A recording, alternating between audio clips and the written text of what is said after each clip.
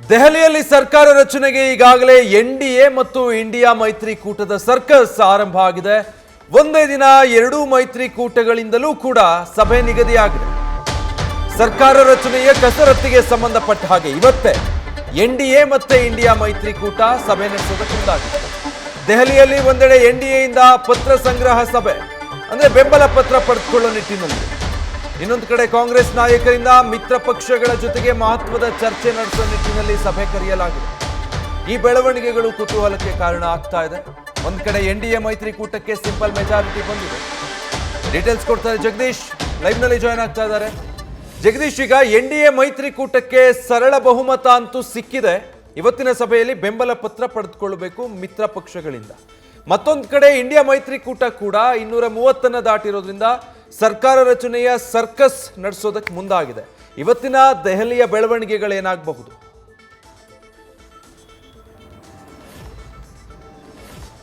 ವಿಜಯ್, ಈಗಾಗಲೇ ಅಂತಿಮವಾದಂತಹ ರಿಸಲ್ಟ್ ಹೊರಗೆ ಬಿದ್ದಿರುವಂತದ್ದು. 292 ಕ್ಷೇತ್ರಗಳಲ್ಲಿ ಎನ್ಡಿಎ ಮೈತ್ರಿಕೂಟದ ಅಭ್ಯರ್ಥಿಗಳು ಗೆದ್ದಿದ್ದಾರೆ.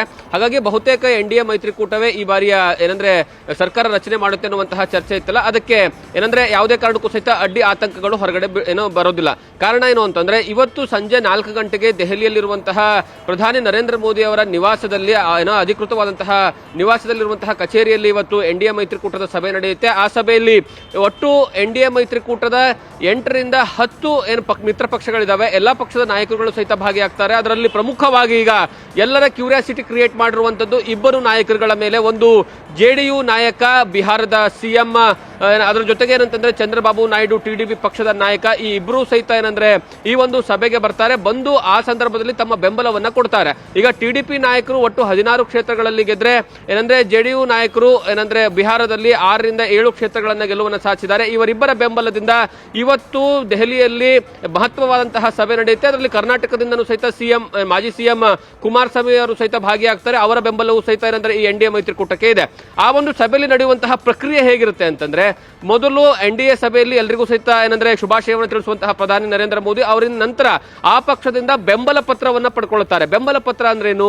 ನಾವು ಈ ಬಾರಿ ಚುನಾವಣೆಯಲ್ಲಿ ಗೆದ್ದ ನಂತರ ನಮ್ಮ ಅಭ್ಯರ್ಥಿಗಳನ್ನ ಎನ್ಡಿಎ ಮೈತ್ರಿಕೂಟದ ಭಾಗವಾಗಿ ಇದೀವಿ, ಮತ್ತೆ ಎನ್ಡಿಎ ಮೈತ್ರಿಕೂಟದ ಪಕ್ಷಕ್ಕೆ ಏನಂತಂದ್ರೆ ಸಂಘಟನೆಗೆ ನಾವು ಸಪೋರ್ಟ್ ಅನ್ನ ಕೊಡ್ತೀವಿ. ಆ ಮೂಲಕವಾಗಿ ಈ ಬಾರಿ ಎನ್ಡಿಎ ಮೈತ್ರಿಕೂಟದ ಭಾಗವಾಗಿರ್ತೇವೆ ಅನ್ನುವಂತಹ ಒಂದು ಪತ್ರವನ್ನ ಕೊಡ್ತಾರೆ. ಆ ಮೂಲಕವಾಗಿ ಬಿಜೆಪಿ ಜೊತೆಗೆ ಸೇರಿ ಸರ್ಕಾರ ಮಾಡೋದಕ್ಕೆ ಏನಂತಂದ್ರೆ ಅವರು ಒಮ್ಮತದ ಪತ್ರವನ್ನ ಕೊಡ್ತಾರೆ. ಆ ಪತ್ರವನ್ನ ನೇರವಾಗಿ ತೆಗೆದುಕೊಂಡು ಹೋಗೋ ರಾಷ್ಟ್ರಪತಿಗಳ ಮುಂಗಡೆ ಇಡುವಂತಹ ಕೆಲಸವನ್ನ ಮಾಡಲಾಗುತ್ತೆ. ರಾಷ್ಟ್ರಪತಿಗಳು ಯಾಕಂದ್ರೆ ಮೊದಲು ಅವಕಾಶವನ್ನ ಕೊಡದೆ ಬಿಜೆಪಿ ಪಕ್ಷಕ್ಕೆ. ಕಾರಣ ಏನು ಅಂದ್ರೆ, ಇಡೀ ದೇಶದಲ್ಲಿ ಅತಿ ಹೆಚ್ಚು ಏನಂದ್ರೆ ಕ್ಷೇತ್ರಗಳನ್ನ ಗೆದ್ದಿರುವಂತದ್ದು, ಅತಿ ಹೆಚ್ಚು ಏನಂದ್ರೆ ಎಂಪಿಗಳನ್ನ ಗೆದ್ಕೊಂಡು ಬಂದಿರುವಂತದ್ದೇ ಬಿಜೆಪಿ ಪಕ್ಷ ಆಗಿರುವಂತಹ ಕಾರಣಕ್ಕಾಗಿ ಮೊದಲು ಅವರಿಗೆ ಅವಕಾಶವನ್ನ ಕೊಡ್ತಾರೆ. ಅವರು ಸರ್ಕಾರ ರಚನೆಗೆ ಏನಂತಂದ್ರೆ ಅರ್ಹರು ಅನ್ನುವಂತಹ ಲೆಕ್ಕಾಚಾರದಲ್ಲಿ ಆ ಮೂಲಕವಾಗಿ ತಮ್ಮ ಬೆಂಬಲವನ್ನು ಕೊಟ್ಟ ತಕ್ಷಣ ರಾಷ್ಟ್ರಪತಿಗಳಿಗೆ ಮನವಿ ಮಾಡ್ಕೊಳ್ತಾರೆ.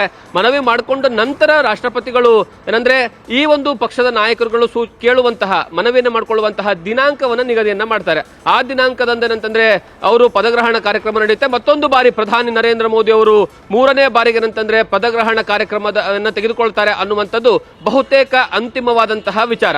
ಸಂಜೆ 4 ಗಂಟೆ ನಡೆಯುವಂತಹ ಎನ್ಡಿಎ ಮೈತ್ರಿಕೂಟ. ಇನ್ನು ಇಂಡಿಯಾ ಮೈತ್ರಿಕೂಟದ ಸಭೆಯನ್ನು ಹೇಳಬೇಕಾದ್ರೆ ಇವತ್ತು ಸಂಜೆ 6 ಗಂಟೆಗೆ ದೆಹಲಿಯಲ್ಲಿ ನಡೆಯುವಂತಹ ಈ ಒಂದು ಸಭೆಯಲ್ಲಿ ಎಲ್ಲಾ ಪಕ್ಷದ ನಾಯಕರುಗಳು, ಡಿಎಂಕೆ ಆಗಿರ್ಬೋದು, ಆಪ್ ಪಕ್ಷದ ನಾಯಕರುಗಳಾಗಿರ್ಬೋದು, ಅದರ ಜೊತೆಗೆ SP ಸಮಾಜವಾದಿ ಪಕ್ಷ ಆಗಿರ್ಬೋದು, ಅದರ ಜೊತೆಗೆ ಯುನೈಟೆಡ್ ಏನಂತಂದ್ರೆ UTI ಆಗಿರ್ಬೋದು, ಈ ರೀತಿಯಾಗಿ ಅಂತಂದ್ರೆ ಇಂಡಿಯಾ ಮೈತ್ರಿಕೂಟದ ಯಾವೆಲ್ಲ ಪಕ್ಷದ ಏನಂದ್ರೆ ಸೇರ್ಕೊಂಡಿದ್ರಲ್ಲ, ಇನ್ಕ್ಲೂಡಿಂಗ್ ಮಮತಾ ಬ್ಯಾನರ್ಜಿಯು ಸಹಿತ ಇವತ್ತಿನ ಒಂದು ಸಭೆಯಲ್ಲಿ ಬರ್ತಾರೆ ಅನ್ನುವಂಥದ್ದು. ಯಾಕಂದ್ರೆ ಈ ಹಿಂದೆ ಯಾವುದೇ ಕಾರಣಕ್ಕೂ ಸಹಿತ ಮಮತಾ ಬ್ಯಾನರ್ಜಿ ಬರ್ತಾ ಇರಲಿಲ್ಲ.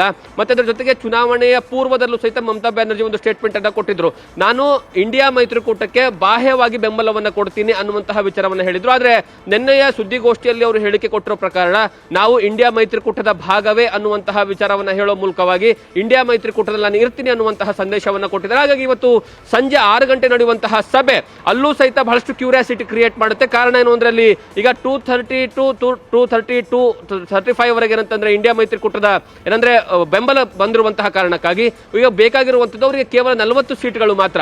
ಅವರು ಸಹಿತ ಎಲ್ಲಾ ರೀತಿಯ ಪ್ರಯತ್ನಗಳನ್ನ ಮಾಡ್ತಾ ಇದ್ದಾರೆ. ಒಂದು ಕಡೆಗೆ ಏನೋ ಇವ್ರನ್ನ TDP ನಾಯಕರುಗಳನ್ನ ಏನಂದ್ರೆ ಸೆಳೆಯುವಂತಹ ಕೆಲಸವನ್ನ ಮಾಡ್ತಾ ಇದ್ರೆ, ಮತ್ತೊಂದು ಕಡೆಗೆ JDU ನಾಯಕ ನಿತೀಶ್ ಕುಮಾರ್ ಅವರನ್ನು ಸಹಿತ ಸಂಪರ್ಕಿಸುವಂತಹ ಕೆಲಸವನ್ನ ಮಾಡ್ತಿದ್ದಾರೆ. ಆದ್ರೆ ಈಗಾಗಲೇ ಬಹುತೇಕ ಫೈನಲ್ ಆಗಾಗೆ ಕಾಣಿಸ್ತಾ ಇದೆ. ಯಾಕಂದ್ರೆ 10 ಗಂಟೆಗೆ TDP ನಾಯಕ ಚಂದ್ರಬಾಬು ನಾಯ್ಡು ಇವತ್ತು ಸುದ್ದಿಗೋಷ್ಠಿಯನ್ನು ನಡೆಸಿ ತಮ್ಮ ಅಧಿಕೃತವಾದಂತಹ NDA ಬೆಂಬಲವನ್ನ ಬಹಿರಂಗವಾಗಿ ಘೋಷಣೆ ಮಾಡುವಂತಹ ಏನಂದ್ರೆ ಮತ್ತೊಂದು ಬಾರಿ ಘೋಷಣೆ ಮಾಡುವಂತಹ ಏನಂತಂದ್ರೆ ಸಾಧ್ಯತೆಗಳು ಇರುವಂತದ್ದು. ವಿಜಯ್, ನ್ಯೂಸ್ ಫಸ್ಟ್ ನಿರ್ಭೀತಿಯಿಂದ ನಿಮ್ಮ ಪರವಾಗಿ.